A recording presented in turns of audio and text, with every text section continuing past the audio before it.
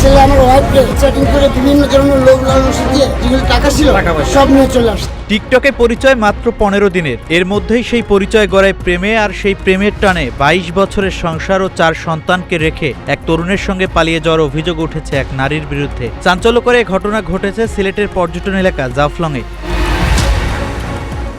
অভিযুক্ত নারী নুরুন্নাহার খুলনার দিঘলিয়া এলাকার মোহাম্মদ ইউনুস শেখের স্ত্রী। তার বয়স প্রায় 40 বছর। পরিবারের দাবি, টিকটকের মাধ্যমে সিলেটের 22 বছর বয়সী যুবক জুনায়েদের সঙ্গে তার পরিচয় হয়। এরপর মেসেঞ্জার ও ইমোর মাধ্যমে তাদের নিয়মিত যোগাযোগ শুরু হয়। পরিবারের অভিযোগ, পরিচয়ের অল্প সময়ের মধ্যেই নুরুন্নাহার জুবায়েরের সঙ্গে সম্পর্কে জড়িয়ে পড়েন। এক পর্যায়ে 4 সন্তান ও স্বামীকে রেখে ঘরের নগদ টাকা পয়সা নিয়ে তিনি জুবায়েরের সঙ্গে সিলেটে চলে আসেন।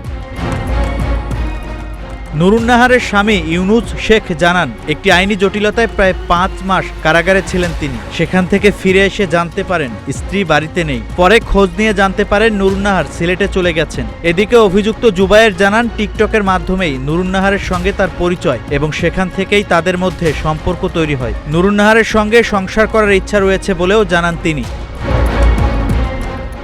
ঘটনাটি জানাজানি হওয়ার পর নুরুন্নাহারের স্বামী, সন্তান ও স্বজনরা খুলনা থেকে সিলেটে ছুটে আসেন। স্থানীয়দের দাবি, পুলিশ অভিযান চালিয়ে জাফলং এলাকা থেকে নুরুন্নাহার ও জুবায়েরকে আটক করে। তবে নুরুন্নাহার কেন এমন সিদ্ধান্ত নিয়েছেন, এর পেছনে পারিবারিক কোনো বিরোধ, দাম্পত্য কলহ বা অন্য কোনো কারণ ছিল কিনা তা এখনও স্পষ্ট নয়। বিষয়টি তদন্তের পরই প্রকৃত ঘটনা পরিষ্কার হবে।